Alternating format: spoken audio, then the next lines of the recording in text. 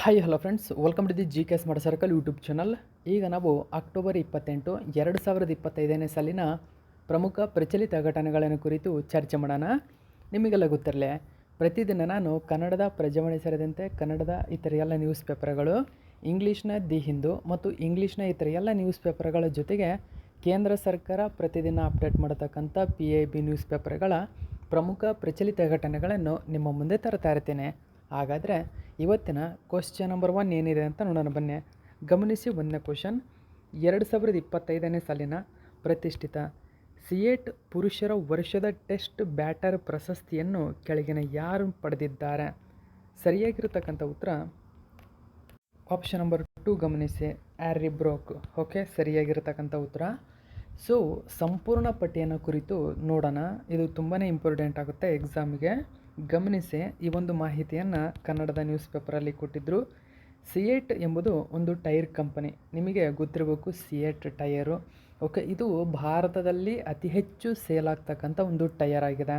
ಆ ಕಾರಣಕ್ಕಾಗಿ ಈ ಸಂದರ್ಭದಲ್ಲಿ ಸಿಯೇಟ್ ಪ್ರತಿ ವರ್ಷ ಅವಾರ್ಡನ್ನು ಬಿಡುಗಡೆ ಮಾಡುತ್ತದೆ. ಸೊ ಸಿಯೇಟ್ ಪ್ರಶಸ್ತಿ ಬಿಡುಗಡೆಯಾಗಿದೆ. ಸಂಪೂರ್ಣ ಆಟಗಾರರ ಪಟ್ಟಿಯನ್ನು ಕುರಿತು ನಾವು ನೋಡೋಣ. ಸೊ ಹೆಚ್ಚಿನ ಡೀಟೇಲ್ಸನ್ನು ತಿಳಿಸ್ಕೊಡ್ತೇನೆ. ಗಮನಿಸಿ, ಪ್ರಶಸ್ತಿಗಳ 27ನೇ ಆವೃತ್ತಿ ಬಿಡುಗಡೆಯಾಗಿದೆ.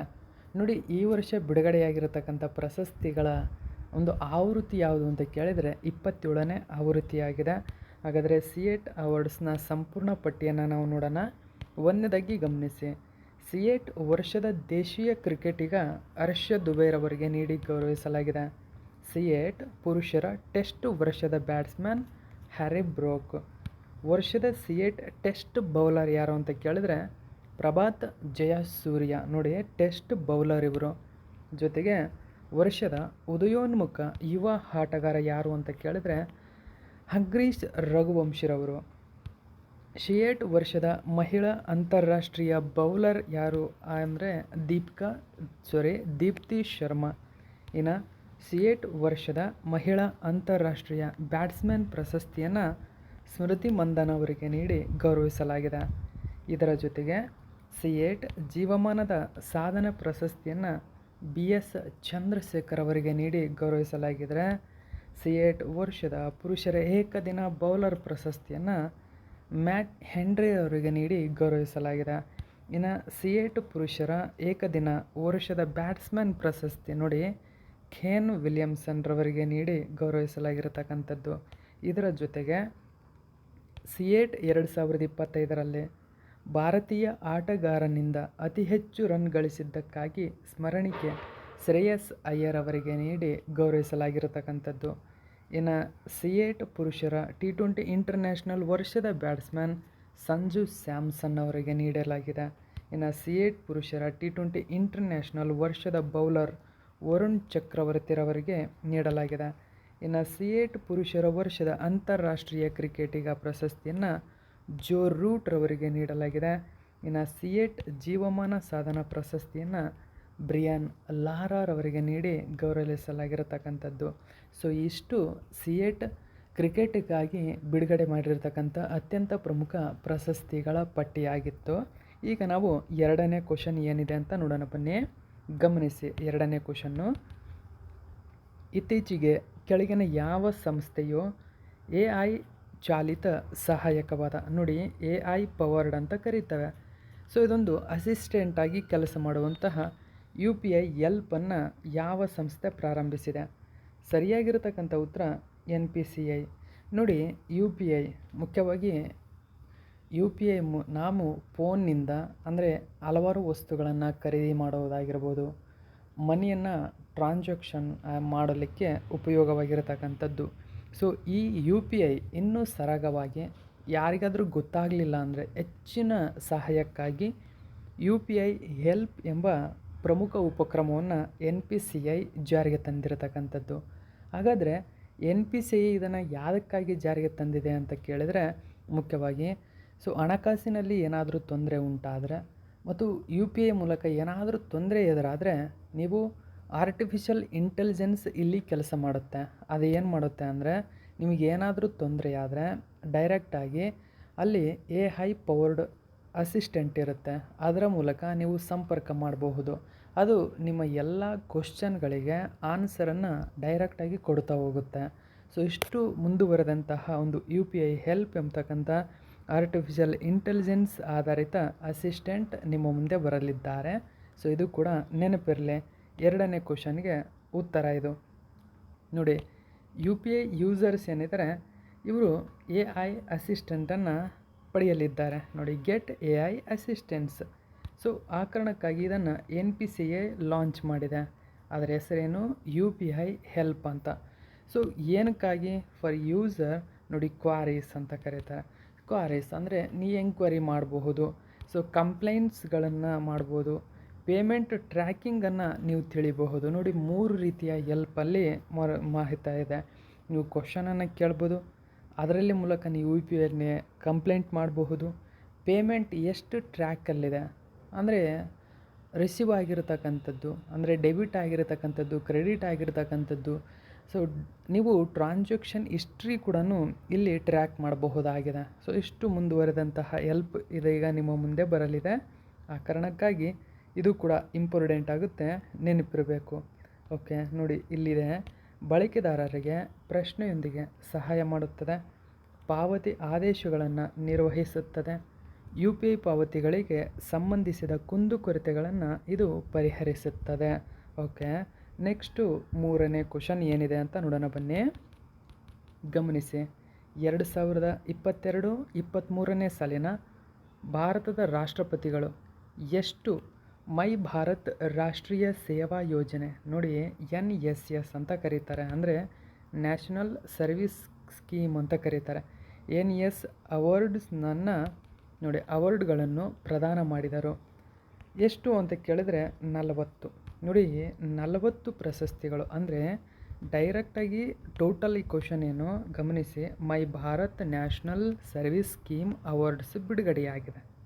ಯಾವ ವರ್ಷದ್ದು? 2022-23. ಯಾರು ಪ್ರೆಸೆಂಟ್ ಮಾಡಿದರು? ಪ್ರೆಸಿಡೆಂಟ್ ಆಫ್ ಇಂಡಿಯಾ ಯಾರು? ದ್ರೌಪದಿ ಮುರ್ಮುರವರು.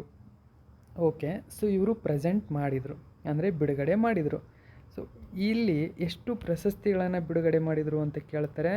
40 ಪ್ರಶಸ್ತಿಗಳು, ಮೈ ಭಾರತ್ ನ್ಯಾಷನಲ್ ಸರ್ವಿಸ್ ಸ್ಕೀಮ್ಸ್ ಅವಾರ್ಡ್ಗಳು, ಒಟ್ಟು 40 ಅವಾರ್ಡ್ಗಳನ್ನು ಬಿಡುಗಡೆ ಮಾಡಿದರು. ಇಷ್ಟು ಮಾಹಿತಿ ಇದಕ್ಕೆ ಸಂಬಂಧಪಟ್ಟಂತೆ ನೆನಪಿರಲಿ. ಇದು ಎಷ್ಟನೇ ವರ್ಷದ್ದು ಅಂದರೆ 2022-23ನೇ ಸಾಲಿದ್ದು. ಓಕೆ, ಈ ಒಂದು ಮಾಹಿತಿಯನ್ನು ನ್ಯೂಸ್ ಪೇಪರಲ್ಲಿ ಕೊಟ್ಟಿದ್ದರು. ಪ್ರೆಸಿಡೆಂಟ್ ದ್ರೌಪದಿ ಮುರ್ಮು ಪ್ರೆಸೆಂಟ್ಸ್ ಮೈ ಭಾರತ್ NSS ಅವಾರ್ಡ್ ನೋಡಿ. ಮೈ ಭಾರತ್ NSS ಅವಾರ್ಡ್ ಇದೀಗ ಬಿಡುಗಡೆಯಾಗಿದೆ. ಓಕೆ, ಸೊ ಗಮನಿಸಿ, ಇದು 2022-23 ಅಟ್ ರಾಷ್ಟ್ರಪತಿ ಭವನ್. ಓಕೆ, ದೆಹಲಿಯಲ್ಲಿದೆ. ರಾಷ್ಟ್ರಪತಿ ಭವನದಲ್ಲಿ ಇವುಗಳನ್ನು ಬಿಡುಗಡೆ ಮಾಡಿರ್ತಕ್ಕಂಥದ್ದು. ನಾನು ಹೇಳಿದಂತೆ 40 ಪ್ರಶಸ್ತಿಗಳನ್ನು ಪ್ರದಾನ ಮಾಡಿದ್ದಾರೆ. ಈ ಪ್ರಶಸ್ತಿಗಳು ಮುಖ್ಯವಾಗಿ ಗಮನಿಸಿ, ಇಲ್ಲಿ ಪ್ರತಿ NSS ಘಟಕಗಳಿಗೆ ನೀಡಲಾಗುತ್ತದೆ. ಘಟಕಗಳಿಗೆ ಈ ಪ್ರಶಸ್ತಿ ದೊರೆತರೆ ಆ ಘಟಕ 2 ಲಕ್ಷ ರೂಪಾಯಿ ನಗದು ಬಹುಮಾನ, ಟ್ರೋಫಿ ಮತ್ತು ಕಾರ್ಯಕ್ರಮ ಅಧಿಕಾರಿಗಳಿಗೆ ಒಂದು ವೇಳೆ ಟ್ರೋಫಿ ಸಿಗುತ್ತೆ. ಯಾರಿಗೆ? NSS ಘಟಕಗಳು ಪ್ರಶಸ್ತಿ ಪಡೆದರೆ.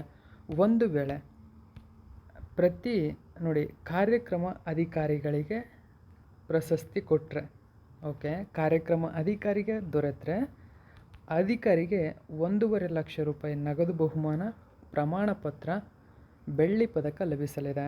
ನೋಡಿ, NSS ಘಟಕ ಆದರೆ 2 ಲಕ್ಷ, ಕಾರ್ಯಕ್ರಮ ಅಧಿಕಾರಿಯಾಗಿದ್ದರೆ 1.5 ಲಕ್ಷ. ಒಂದು ವೇಳೆ ಅವರು NSS ಸ್ವಯಂ ಸೇವಕರಾಗಿದ್ದರೆ ಅವರಿಗೆ 1 ಲಕ್ಷ ರೂಪಾಯಿ ನಗದು ಬಹುಮಾನ, ಪ್ರಮಾಣ ಪತ್ರ, ಬೆಳ್ಳಿ ಪದಕ ಲಭಿಸುತ್ತದೆ. ಹೀಗೆ ಈ ಅವಾರ್ಡನ್ನು 3 ವಿಭಾಗಗಳಲ್ಲಿ ಕೊಡಲಾಗುತ್ತೆ ಅಂತ ನಿಮಗೆ ಗೊತ್ತಾಯಿತು.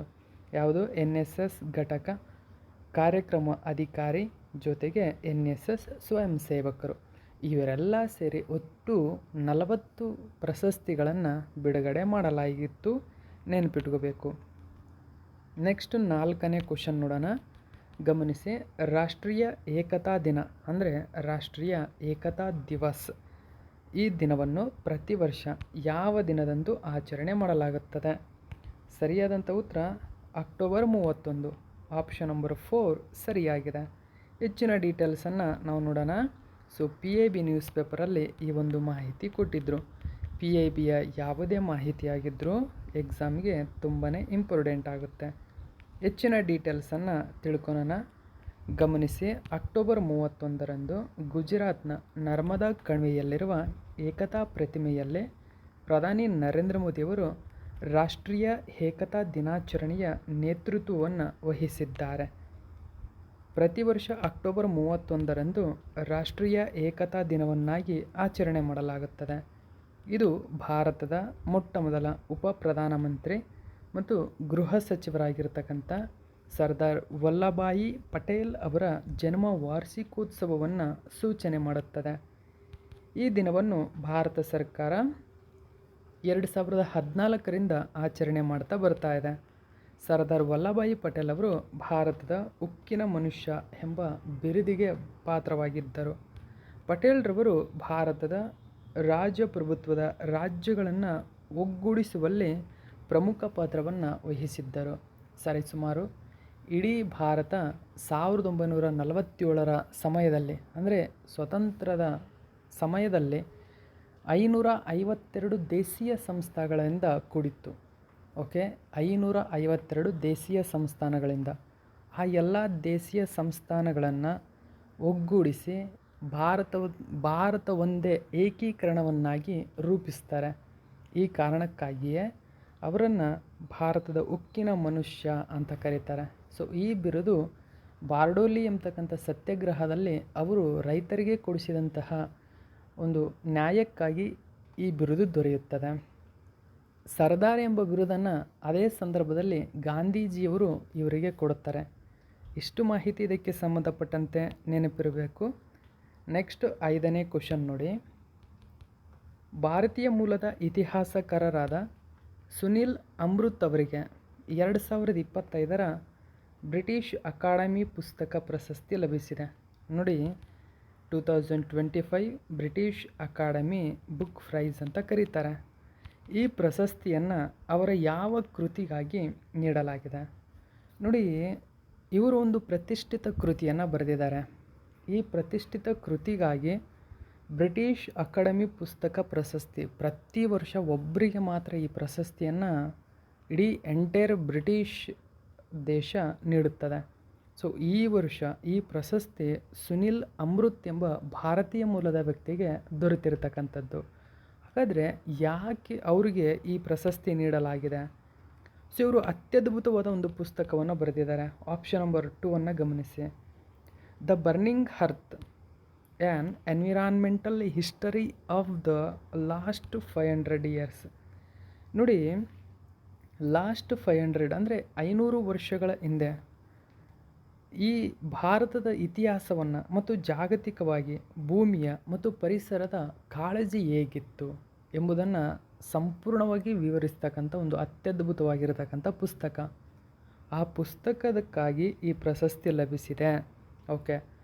ಆಪ್ಷನ್ ನಂಬರ್ 2 ಸರಿಯಾಗಿದೆ. ಇದು ನಿಮಗೆ ನೆನಪಿರಬೇಕು. ಇಂಡಿಯನ್ ಒರಿಜಿನ್ ಆಗಿರತಕ್ಕಂಥ historian Sunil Amrith wins British Academy book prize. So ಯಾವ ಕೃತಿಗೆ ಲಭಿಸಿದೆ ಅಂತ ನಿಮಗೀಗ ಗೊತ್ತಾಗಿದೆ. ಇಲ್ಲಿ ಗಮನಿಸಬಹುದು ಅವರನ್ನು. ಭಾರತೀಯ ಮೂಲದ ಇತಿಹಾಸಕಾರ ಇವರು, ಮತ್ತು ಇವರು ಪ್ರಸ್ತುತ ಹೆಲ್ ವಿಶ್ವವಿದ್ಯಾಲಯದ ಇತಿಹಾಸ ಪ್ರಾಧ್ಯಾಪಕ. ಇವರು ಈ ಪ್ರತಿಷ್ಠಿತ ಪುಸ್ತಕವನ್ನು ಬರೆದಿದ್ದರು. ಆ ಕಾರಣಕ್ಕಾಗಿ ಈ ಪ್ರಶಸ್ತಿ ಇವರಿಗೆ ಲಭಿಸಿದೆ. ಸೊ ನೋಡಿ, ಮಾನವಿಕ ಮತ್ತು ಸಾಮಾಜಿಕ ವಿಜ್ಞಾನಗಳಲ್ಲಿನ ಅತ್ಯುತ್ತಮ ಕಾಲ್ಪನಿಕವಲ್ಲದ ಕೃತಿಗಳಿಗಾಗಿ ಈ ಪ್ರಶಸ್ತಿ ಸರಿಸುಮಾರು ಗಮನಿಸಿ $25,000 ಪ್ರಶಸ್ತಿಯನ್ನು ಹೊಂದಿರುತ್ತದೆ. $25,000 ಅಂದರೆ ಭಾರತೀಯ ಕರೆನ್ಸಿಯ ಪ್ರಕಾರ $1ಗೆ ಪ್ರಸ್ತುತ 88 ರೂಪಾಯಿ ಇದೆ. ನೀವು ಲೆಕ್ಕ ಹಾಕ್ಬೋದು. $25,000 ಈ ಪ್ರಶಸ್ತಿ ಹೊಂದಿರತಕ್ಕಂಥದ್ದು. ನೆನಪಿರಬೇಕು. ನೆಕ್ಸ್ಟು 6ನೇ ಕ್ವಶನ್ ನೋಡೋಣ. ಅಕ್ಟೋಬರ್ 2025ರಲ್ಲಿ ಪಾಕಿಸ್ತಾನದ ಪಶ್ಚಿಮ ಗಡಿಯಲ್ಲಿ, ಗಮನಿಸಿ, ಪಾಕಿಸ್ತಾನದ ಪಶ್ಚಿಮ ಗಡಿ ಅಂದರೆ ಗುಜರಾತ್ನಲ್ಲಿ ಕಂಡುಬರುತ್ತೆ ಅಂತ ನಿಮಗೀಗ ಗೊತ್ತಾಗಿದೆ.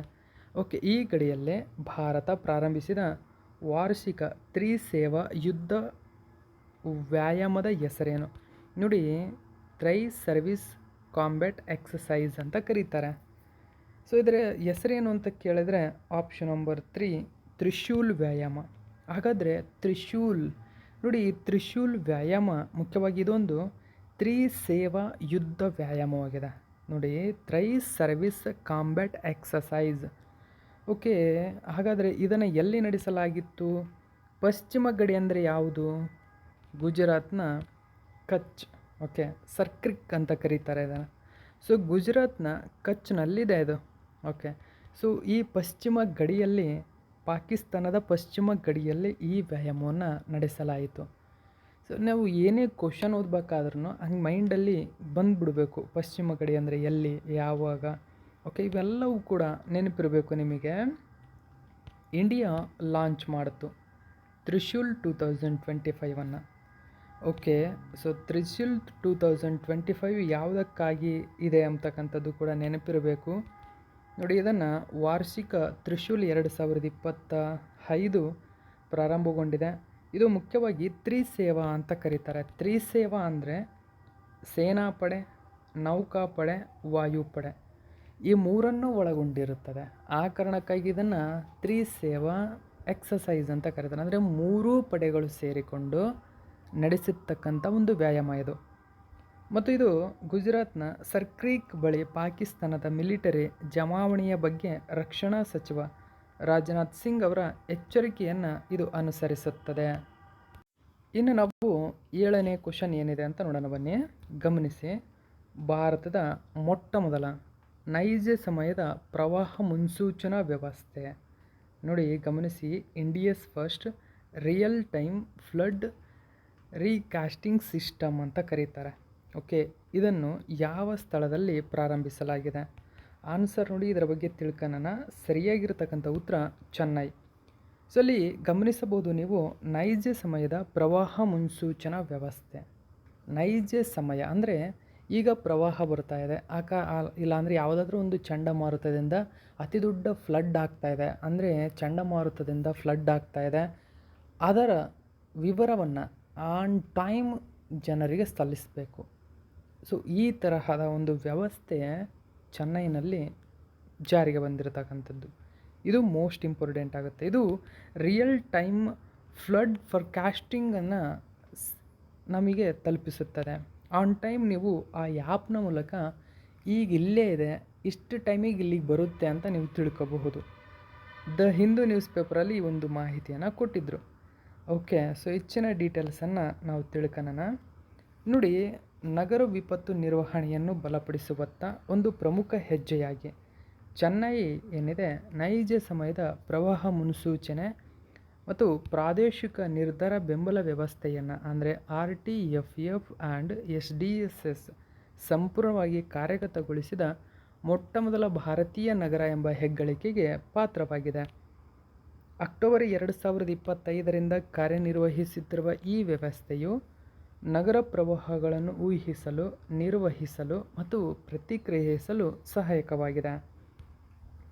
ಈ RTFF ಮತ್ತು SDSS ಯೋಜನೆಗೆ ವಿಶ್ವ ಬ್ಯಾಂಕ್ನಿಂದ ಯೋಜನಾ ಅಭಿವೃದ್ಧಿ ಅನುದಾನ ನಿಧಿ ಅಂದರೆ PDGF ಅಡಿಯಲ್ಲಿ ಹಣಕಾಸು ಒದಗಿಸಲಾಗಿದೆ. ಸೊ ಇಲ್ಲಿ ಹಾಗಾದರೆ ಇದರ ಬೆಂಬಲಕ ಯಾರು, ಇದರ ಹಿಂದಿರತಕ್ಕಂಥ ಸಹಾಯಕ ಯಾರು ಅಂತ ಕೇಳಿದರೆ ವಿಶ್ವ ಬ್ಯಾಂಕ್.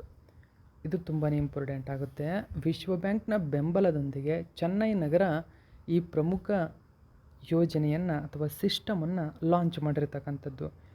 ಸೊ ಇದಕ್ಕೆ ಹಣ ವಿಶ್ವ ಬ್ಯಾಂಕ್ನ ಅಂಗಸಂಸ್ಥೆಯಾದ PDGFನಿಂದ ಸಿಗುತ್ತದೆ. ನೋಡಿ, ಇದೆಲ್ಲ ಗಮನಿಸಬೇಕು. ಯೋಜನಾ ಅಭಿವೃದ್ಧಿ ಅನುದಾನ ನಿಧಿ, ಇದರಿಂದ ಅದಕ್ಕೆ ಅನುದಾನ ಸಿಗ್ತಾ ಹೋಗುತ್ತೆ. ಸೊ ಇದು ಕೂಡ ನೆನಪಿರಬೇಕು ನಿಮಗೆ. ನೆಕ್ಸ್ಟು 8ನೇ ಕ್ವಶನ್ ಏನಿದೆ ಅಂತ ನೋಡೋಣ ಬನ್ನಿ. ಪ್ರಾಜೆಕ್ಟ್ ಅರುಣಾಂಕ್. ಗಮನಿಸಿ, ಪ್ರಾಜೆಕ್ಟ್ ಅರುಣಾಂಕ್ ಇತ್ತೀಚೆಗೆ ತನ್ನ 18ನೇ ಸ್ಥಾಪನಾ ದಿನವನ್ನು ಆಚರಣೆ ಮಾಡಿತು. ಹಾಗಾದರೆ ಈ ಪ್ರಾಜೆಕ್ಟ್ ಯಾವ ಸಂಸ್ಥೆಯ ಉಪಕ್ರಮವಾಗಿದೆ? ಯಾವ ಸಂಸ್ಥೆ ಅಂದರೆ BRO, ಬ್ರೋ ಅಂತ ಕರೀತಾರೆ, ಗಡಿ ರಸ್ತೆಗಳ ಸಂಸ್ಥೆ. ಓಕೆ, ಬಾರ್ಡರ್ ರೋಡ್ ಆರ್ಗನೈಜೇಷನ್ ಅಂತ ಕರಿತೀವಿ ಇಂಗ್ಲೀಷಲ್ಲಿ. ಸೊ ಮಿನಿಸ್ಟ್ರಿ ಆಫ್ ಡಿಫೆನ್ಸಲ್ಲಿ ಪ್ರಾಜೆಕ್ಟ್ ಅರುಣಾಂಕ್ ಬಗ್ಗೆ ತಿಳಿಸಿರ್ತಕ್ಕಂಥದ್ದು. ಪ್ರಾಜೆಕ್ಟ್ ಅರುಣಾಂಕ್ ಬ್ರೋನ ಒಂದು ಪ್ರಮುಖ ಯೋಜನೆ. ಇದು ತನ್ನ 18ನೇ ರೈಸಿಂಗ್ ದಿನವನ್ನಾಗಿ ಅಥವಾ ಸ್ಥಾಪನಾ ದಿನವನ್ನಾಗಿ ಆಚರಣೆ ಮಾಡಿತು, ಸೆಲೆಬ್ರೇಟ್ ಮಾಡಿಕೊಳ್ತು. ಓಕೆ, ಹಾಗಾದರೆ ಗಡಿ ರಸ್ತೆಗಳ ಸಂಘಟನೆಯ ಪ್ರಮುಖ ಯೋಜನೆ ಅಂದರೆ ಅದು ಅರುಣಾಂಕ್. ಓಕೆ, 2008ರಿಂದ ಅರುಣಾಚಲ ಪ್ರದೇಶದಲ್ಲಿ ಇದು ಕಾರ್ಯನಿರ್ವಹಿಸ್ತಾ ಇದೆ. ಹಾಗಾದರೆ ಯೋಜನೆಯ ಹೆಸರು ಅರುಣಾಚಲ ಪ್ರದೇಶ ರಾಜ್ಯದಿಂದ ಬಂದಿರತಕ್ಕಂಥದ್ದು.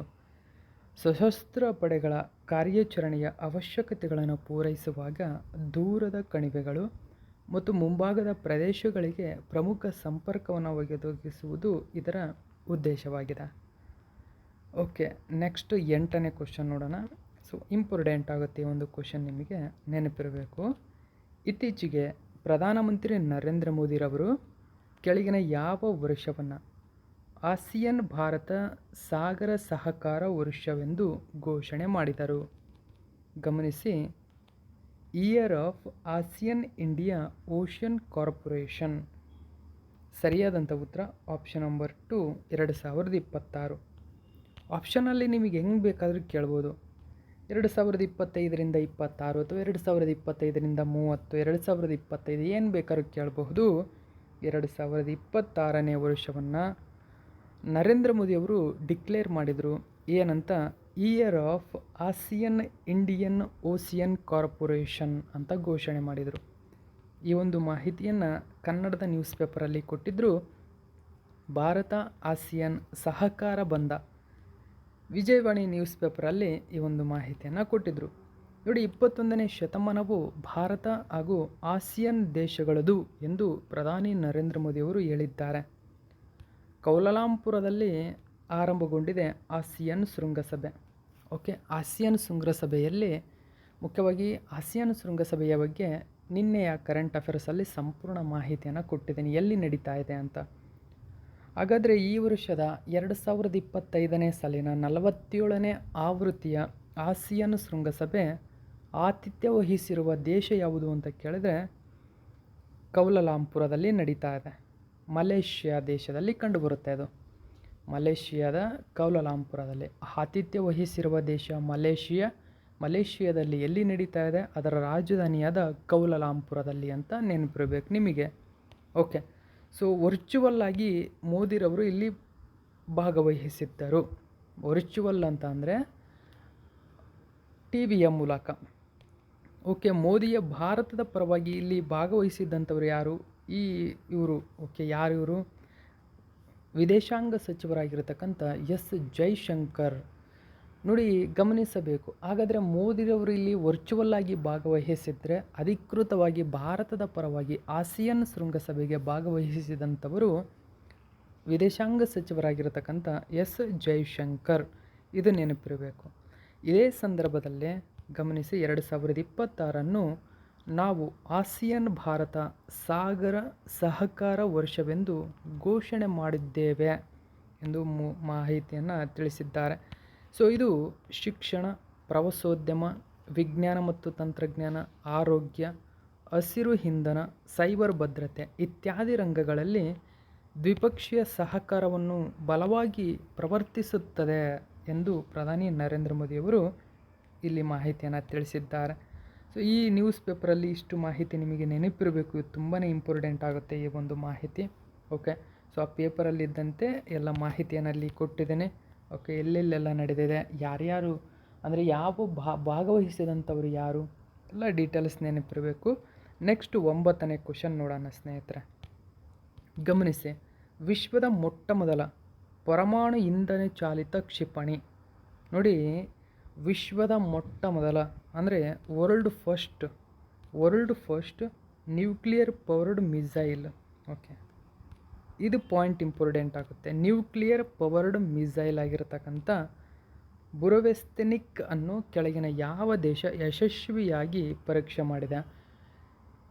ನೋಡಿ, ಬುರವೆಸ್ತೆನಿಕ್ ಇಂಗ್ಲೀಷಲ್ಲೂ ಕೂಡ ಬರ್ಕೊಳ್ಳಿ. ಸರಿಯಾಗಿರತಕ್ಕಂಥ ಉತ್ತರ ರಷ್ಯಾ ದೇಶ. ಸೊ ಹಾಗಾದರೆ ಈ ಕ್ಷಿಪಣಿ ಆ ಸ್ಥಳದಿಂದ ವಿಶ್ವದ ಯಾವುದೇ ಪ್ಲೇಸನ್ನು ಒಡೆದು ಉರುಳಿಸುವ ಸಾಮರ್ಥ್ಯವನ್ನು ಹೊಂದಿದೆ. ಅಂದರೆ ಆ ಸ್ಥಳಕ್ಕೆ ತಲುಪಬಲ್ಲ ಸಾಮರ್ಥ್ಯವನ್ನು ಹೊಂದಿದೆ. ಈ ಕ್ಷಿಪಣಿ ಏನಿದೆ ಮೂಲತಃ ಬ್ರಹ್ಮೋಸ್ನ ಇಂದಿನ ಮೂಲವಾಗಿರತಕ್ಕಂಥದ್ದು. ಬ್ರಹ್ಮೋಸ್ ಕೂಡ ಅತಿ ವೇಗ ಮತ್ತು ಅತ್ಯಂತ ಶಕ್ತಿಯನ್ನು ಹೊಂದಿರತಕ್ಕಂಥ ಒಂದು ಕ್ಷಿಪಣಿ. ಈಗ ರಷ್ಯಾ ಅದರ ಮಾದರಿಯಲ್ಲಿಯೇ ನ್ಯೂಕ್ಲಿಯರ್ ಪವರ್ಡ್ ಆಗಿರತಕ್ಕಂಥ ಮಿಸೈಲನ್ನು ಹೊರತಂದಿದೆ. ಸೊ ನೋಡಿ, ಇದು ವಿಶ್ವದ ಮೊಟ್ಟ ಮೊದಲ, ಇದುವರೆಗೂ ಯಾವುದೇ ಕ್ಷಿಪಣಿ ಪರಮಾಣು ಇಂಧನ ಚಾಲಿತವನ್ನು ಹೊಂದಿಲ್ಲ. ಓಕೆ, ಇದು ನೆನಪಿರಬೇಕು. ಮೊಟ್ಟ ಮೊದಲ ಬಾರಿಗೆ ರಷ್ಯಾ ಪರಮಾಣು ಇಂಧನ ಚಾಲಿತ ಕ್ಷಿಪಣಿಯನ್ನು ಅಂದರೆ ಇದು ಪರಮಾಣು ಏನಿದೆ ಇಂಧನ ಚಾಲಿತ ಕ್ಷಿಪಣಿಯಾಗಿರತಕ್ಕಂಥದ್ದು. ರಷ್ಯಾ ಇದನ್ನು ಯಶಸ್ವಿಯಾಗಿ ಪರೀಕ್ಷೆ ಮಾಡಿದೆ. ಇದನ್ನು ಕೂಡ ಕನ್ನಡದ ನ್ಯೂಸ್ ಪೇಪರಲ್ಲಿ ಕೊಟ್ಟಿದ್ದರು. ನೋಡಿ, ವಿಶ್ವದ ಮೊಟ್ಟ ಮೊದಲ ಪರಮಾಣು ಇಂಧನ ಚಾಲಿತ ಕ್ಷಿಪಣಿ ರಷ್ಯಾದಿಂದ ಯಶಸ್ವಿ ಪರೀಕ್ಷೆಯಾಗಿದೆ. ಸೊ ಇದು 14,000 ಕಿಲೋಮೀಟರ್ ದೂರ ಚಲಿಸುವ ಸಾಮರ್ಥ್ಯವನ್ನು ಹೊಂದಿದೆ. ನೀವು ಊಹೆ ಮಾಡ್ಕೊಳ್ಳಿ, 14,000 ಕಿಲೋಮೀಟರ್ ಇದು ಚಲಿಸುತ್ತೆ ಅಂದರೆ ಎಷ್ಟು ಶಕ್ತಿಯುತವಾಗಿರ್ತಕ್ಕಂಥ ಒಂದು ಕ್ಷಿಪಣಿ ಇದು ಅಂತ. ಸರಿಸುಮಾರು 14,000 ಕಿಲೋಮೀಟರ್ ಚಲಿಸಲಿದೆ. ಜೊತೆಗೆ ಇದರ ಮತ್ತೊಂದು ಪ್ರಮುಖ ಸಾಧನೆ, ಇದು ಆಗಸ ಅಂದರೆ ಅಂತರಿಕ್ಷ ಆಕಾಶದಲ್ಲಿ 15 ಗಂಟೆಗಳ ಕಾಲ ಇರಬಲ್ಲ ಸಾಮರ್ಥ್ಯವನ್ನು ಹೊಂದಿದೆ. ಸರಿಸುಮಾರು ಅರ್ಧ ದಿನ ಇದು ಆಕಾಶದಲ್ಲೇ ಇರಬಹುದು, ಕಾರ್ಯಾಚರಣೆ ಮಾಡುವ ಸಾಮರ್ಥ್ಯವನ್ನು ಹೊಂದಿದೆ, ಬಿಡುವಿಲ್ಲದೆ. ಓಕೆ, ಸರಿಸುಮಾರು 15 ಗಂಟೆಗಳ ಕಾಲ ಇರುತ್ತೆ ಇದು. ಓಕೆ, ಸೊ ಗಮನಿಸಬಹುದು. ಬುರುವೆಸ್ತನಿಕ್ ಅಂತ ಕರೀತಾರೆ ಇಂಗ್ಲೀಷಲ್ಲಿ ಇದನ್ನು. 14,000 ಕಿಲೋಮೀಟರ್ ಕ್ರಮಿಸಬಲ್ಲದು, 15 ಗಂಟೆಗಳ ಕಾಲ ಆಕಾಶದಲ್ಲೇ ಇರಬಲ್ಲದು. ಇಲ್ಲೊಂದು ಪ್ರಮುಖ ಮಾಹಿತಿ ಅಂದರೆ, ಅಧ್ಯಕ್ಷ ವ್ಲಾಡಿಮಿರ್ ಪುಟಿನ್ ಏನಿದ್ದಾರೆ ಇದಕ್ಕೆ ಘಾತಕ ಅಸ್ತ್ರ ಎಂದು ಹೆಸರಿಸಿದ್ದಾರೆ. ಓಕೆ, ಸೊ ಇಲ್ಲಿ ಬುರುವೆಸ್ತನಿಕ್ ಕ್ಷಿಪಣಿ ಅಥವಾ ಘಾತಕ ಅಸ್ತ್ರ, ಇದನ್ನು ನೆನ್ಪಿಟ್ಕೋಬೇಕು. ಇದಕ್ಕೆ ಘಾತಕ ಅಸ್ತ್ರ ಅಂತ ಹೆಸರಿಟ್ಟಿದ್ದಾರೆ. ಜೊತೆಗೆ ಇದಕ್ಕೆ ಬುರವೆಸ್ನಿಕ್ ಅಂತಲೂ ಕೂಡ ಕರೀತಾರೆ. ನೋಡಿ, ಸ್ಪಟ್ನಿಕ್ ಎಂಬ ಅರ್ಥವನ್ನು ಕೊಡುತ್ತೆ. ಸ್ಪಟ್ನಿಕ್ ಕ್ಷಿಪಣಿ ಏನಿದೆ ಇದು ಕೂಡ ರಷ್ಯಾ ದೇಶದ್ದೇ. ಓಕೆ, ಅವೆಲ್ಲ ನಿಕ್ ಎಂಬ ಅಕ್ಷರದಿಂದನೇ ಬರತಕ್ಕಂಥದ್ದು. ಸ್ಪಟ್ನಿಕ್ ಆಗಿರ್ಬೋದು, ಇದು ಕೂಡ ಬುರವೆಸ್ನಿಕ್ ಎಂಬ ಅರ್ಥವನ್ನು ಕೊಡುತ್ತದೆ. ಗಮನಿಸಿ, ಇದಕ್ಕೆ ಘಾತಕ ಅಸ್ತ್ರ ಅಂತಕ್ಕಂಥ ಹೆಸರನ್ನು ಇಟ್ಟಿದ್ದಾರೆ. ಓಕೆ, ನೆಕ್ಸ್ಟ್ ನಾವು 10ನೇ ಕ್ವಶನ್ ನೋಡೋಣ. ಬಂಗಾಳ ಕೊಲ್ಲಿಯಲ್ಲಿ ಉಂಟಾಗಿರುವಂತಹ ಮೋಂತಾ ಚಂಡಮಾರುತಕ್ಕೆ ಕೆಳಗಿನ ಯಾವ ದೇಶ ಹೆಸರಿಟ್ಟಿದೆ? ಸರಿಯಾದಂಥ ಉತ್ತರ ಥೈಲ್ಯಾಂಡ್. ಹಾಗಾದರೆ ನೋಡಿ, ಬಂಗಾಳ ಕೊಲ್ಲಿ ಆಗಿರ್ಬೋದು, ಅರಬ್ಬಿ ಸಮುದ್ರ ಆಗಿರ್ಬೋದು, ಸೊ ಇಷ್ಟು ಸರೌಂಡಿಂಗಲ್ಲಿ ಮುಖ್ಯವಾಗಿ ಕೆಲವೊಂದು ದೇಶಗಳು ಹೆಸರಿಡುವ ಹಕ್ಕನ್ನು ಪಡೆದುಕೊಂಡಿದ್ದಾವೆ. ಅದರಲ್ಲಿ ಥೈಲ್ಯಾಂಡ್ ಕೂಡ ಒಂದು. ಸೊ ಥೈಲ್ಯಾಂಡ್ ಇದೀಗ ಬಂಗಾಳ ಕೊಲ್ಲಿಯಲ್ಲಿ ಉಂಟಾಗಿರುವಂತಹ ಮೋಂತಾ ಎಂಬ ಪ್ರಮುಖ ಚಂಡಮಾರುತಕ್ಕೆ ಹೆಸರಿಟ್ಟಿದೆ. ಏನಂತ? ಮೋಂತಾ ಅಂತ ಹೆಸರಿಟ್ಟಿದೆ. ಹಾಗಾದರೆ ಮೋಂತಾ ಅಂದ್ರೇನು, ಈ ಹೆಸರಿಡಲು ಕಾರಣವೇನು, ಈ ಎಲ್ಲ ಡೀಟೇಲ್ಸನ್ನು ತಿಳಿಸ್ಕೊಡ್ತೇನೆ. ಇದು ತುಂಬಾ ಇಂಪಾರ್ಟೆಂಟ್ ಆಗುತ್ತೆ, ನೆನಪಿರಬೇಕು ನಿಮಗೆ. ಮೋಂತಾ ಚಂಡಮಾರುತ ಹಿನ್ನೆಲೆ ನೋಡಿ, ರಾಜ್ಯದಲ್ಲಿ ಭಾರೀ ಮಳೆಯಾಗಲಿದೆ. ರಾಜ್ಯದಲ್ಲಿ ಅಂದರೆ ನಮ್ಮ ಕರ್ನಾಟಕದಲ್ಲಿ ಬಂಗಾಳ ಕೊಲ್ಲಿಯಲ್ಲಿ ರೂಪುಗೊಂಡಿರುವಂತಹ ಮೋಂತಾ ಚಂಡಮಾರುತ ಹಾಗೂ ಅರಬ್ಬಿ ಸಮುದ್ರದಲ್ಲಿನ ವಾಯುಭಾರ ಕುಸಿತದಿಂದ ರಾಜ್ಯದಲ್ಲಿ ಇದೇ ಅಕ್ಟೋಬರ್ 28ರವರೆಗೆ ಮಳೆ ಆಗಲಿದೆ ಎಂದು ಹವಾಮಾನ ಇಲಾಖೆ ಮುನ್ಸೂಚನೆ ಮಾಡಿದೆ. ಸೊ ಹವಾಮಾನ ಇಲಾಖೆ ಮಾಡಿದೆ. ಆಲ್ರೆಡಿ ಬೆಂಗಳೂರಲ್ಲಿ ನಿನ್ನೆಯಿಂದನೇ ಮಳೆ ಸ್ಟಾರ್ಟ್ ಆಗಿರತಕ್ಕಂಥದ್ದು. ಎಲ್ಲ ಸ್ಥಳಗಳಲ್ಲಿ, ಕರ್ನಾಟಕದ ಹಲವಾರು ಸ್ಥಳಗಳಲ್ಲಿ ಮಳೆ ಸ್ಟಾರ್ಟ್ ಆಗಿದೆ. ಸೈಕ್ಲೋನ್ ರೀತಿಯಲ್ಲೇ ಜಿಟಿ ಮಳೆ. ಓಕೆ, ನೋಡಿ, ಬಂಗಾಳ ಕೊಲ್ಲಿಯಲ್ಲಿ ಉಂಟಾಗಿರುವಂತಹ ತೀವ್ರ ವಾಯುಭಾರ ಕುಸಿತದಿಂದಾಗಿ ಮೋಂತಾ ಚಂಡಮಾರುತ ತೀವ್ರವಾಗಿದ್ದು, ಇದೇ ಅಕ್ಟೋಬರ್ 28ರಂದು ಇದು ತೀವ್ರ ಸ್ವರೂಪ ಪಡೆದು ಆಂಧ್ರ ಪ್ರದೇಶದ ಕರಾವಳಿ ಭಾಗಕ್ಕೆ ಅಪ್ಪಳಿಸಲಿದೆ ಎಂದು ಭಾರತೀಯ ಹವಾಮಾನ ಇಲಾಖೆ ತಿಳಿಸಿದೆ. ಮೋಂತಾ ಅಂದ್ರೇನು ಹಾಗಾದರೆ? ಇನ್ನು ಈ ಬಾರಿಯ ಚಂಡಮಾರುತಕ್ಕೆ ಮೋಂತಾ ಎಂಬ ಹೆಸರನ್ನು ಥೈಲ್ಯಾಂಡ್ ದೇಶ ನೀಡಿದೆ. ಇದರ ಅರ್ಥ ಸುಂದರವಾದ ಅಥವಾ ಪರಿಮಳಯುಕ್ತ ಹೂವು. ನೋಡಿ, ಸುಂದರ ಅಥವಾ ಪರಿಮಳಯುಕ್ತವಾಗಿರತಕ್ಕಂಥ ಹೂವು. ಇನ್ನು ಈ ಋತುವಿನ ಮೊಟ್ಟ ಮೊದಲ ಚಂಡಮಾರುತಕ್ಕೆ ಶಕ್ತಿ ಎಂಬ ಹೆಸರನ್ನು ಶ್ರೀಲಂಕಾ ಸೂಚಿಸಿತ್ತು. ನೋಡಿ, ಅದೇ ಬಂಗಾಳ ಕೊಲ್ಲಿಯಲ್ಲಿ ಮೊಟ್ಟ ಮೊದಲ ಚಂಡಮಾರುತ ಸೃಷ್ಟಿಯಾಗಿತ್ತು. ಋತುವಿನ ಅಂದರೆ ಜೂನ್ ತಿಂಗಳಲ್ಲಿ ಚಂಡಮಾರುತ ಉಂಟಾಗಿತ್ತು. ಆ ಋತುವಿನ ಮೊಟ್ಟ ಮೊದಲ ಚಂಡಮಾರುತ ಅದು. ಅದಕ್ಕೆ ಶಕ್ತಿ ಎಂಬ ಹೆಸರನ್ನು ಇಡಲಾಗಿತ್ತು. ಆ ಶಕ್ತಿಯನ್ನು ಹೆಸರಂತ ಕೊಟ್ಟಂಥ ದೇಶ ಶ್ರೀಲಂಕಾ. ಅದರ ಜೊತೆಗೆ ಫೆಂಗಲ್ ಚಂಡಮಾರುತ ಉಂಟಾಯಿತು. ಎಲ್ಲಿ? ಅದೇ ಅರಬ್ಬಿ ಸಮುದ್ರದಲ್ಲೇ. ಈ ಫೆಂಗಲ್ ಚಂಡಮಾರುತಕ್ಕೆ ಸೌದಿ ಅರೇಬಿಯಾ ಹೆಸರಿಡಿತ್ತು. ಡಾನಾ ಎಂಬ ಚಂಡಮಾರುತಕ್ಕೆ ಕತರ್ ಹೆಸರಿಡಿತ್ತು. ಆಸ್ನಾ ಎಂಬ ಚಂಡಮಾರುತಕ್ಕೆ ಪಾಕಿಸ್ತಾನ ಹೆಸರಿಡಿತ್ತು. ರೆಮಲ್ ಎಂಬ ಚಂಡಮಾರುತಕ್ಕೆ ಒಮನ್. ಹೀಗೆ ಹಿಂದೆ ಹಲವಾರು ಚಂಡಮಾರುತಗಳಿಗೆ 13 ಸದಸ್ಯ ರಾಷ್ಟ್ರಗಳು ಹೆಸರನ್ನು ಸೂಚನೆ ಮಾಡಿದ್ವು. ನೋಡಿ, 13 ಸದಸ್ಯ ರಾಷ್ಟ್ರಗಳಿಂದ ಕೂಡಿರತಕ್ಕಂಥ ಈ ಸಂಘಟನೆಯು ಒಂದೊಂದು ದೇಶ ಒಂದೊಂದು ವರ್ಷದಲ್ಲಿ ಚಂಡಮಾರುತಕ್ಕೆ ಹೆಸರನ್ನು ಇಡುತ್ತಾ ಬರ್ತವೆ. ಇನ್ನು ನೋಡಿ, ಮೋಂತಾ ಚಂಡಮಾರುತ ನಂತರ ಬರುವ ಚಂಡಮಾರುತಕ್ಕೆ UAE ಯುನೈಟೆಡ್ ಅರಬ್ ಎಮಿರೇಟ್ಸ್ ಏನಿದೆ, ಸೆನ್ಯಾರ್ ಎಂದು ಹೆಸರಿಡಲಾಗುವುದು ಅಂತ ಸೂಚನೆ ಮಾಡಿದೆ. ನೋಡಿ, ಮೋಂತಾ ಚಂಡಮಾರುತದ ನಂತರ ಬರುವ ಚಂಡಮಾರುತಕ್ಕೆ UAE ಹೆಸರಿಡಲಿದೆ. ಅದರ ಹೆಸರು ಸೆನ್ಯಾರ್. ನಂತರ ಬರುವ ಚಂಡಮಾರುತಗಳಿಗೆ ದಿತ್ವಾ ಯೆಮೆನ್ ಹೆಸರಿಡಲಿದೆ. ನೋಡಿ, ಯೆಮನ್ ದೇಶ ದಿತ್ವಾ ಎಂಬ ಹೆಸರನ್ನು ಇಡಲಿದೆ. ಬಾಂಗ್ಲಾದೇಶ ಅರ್ನಾಬ್ ಎಂಬ ಹೆಸರನ್ನು ಇಡಲಿದೆ. ಭಾರತ ಮುರಾಸು ಎಂದು ಹೆಸರಿಡಲಿದೆ. ಸೊ ಇಷ್ಟೆಲ್ಲ ಮಾಹಿತಿ ನೆನಪಿರಬೇಕು. ಸೊ ಇದು ಇವತ್ತಿನ ಪ್ರಮುಖ ಪ್ರಚಲಿತ ಘಟನೆ. ಇದೇ ತರಹದ ಮಾಹಿತಿಯೊಂದಿಗೆ ಮತ್ತೆ ನಿಮ್ಮನ್ನು ಭೇಟಿಯಾಗ್ತೀನಿ. Thank you so much for watching my video friends.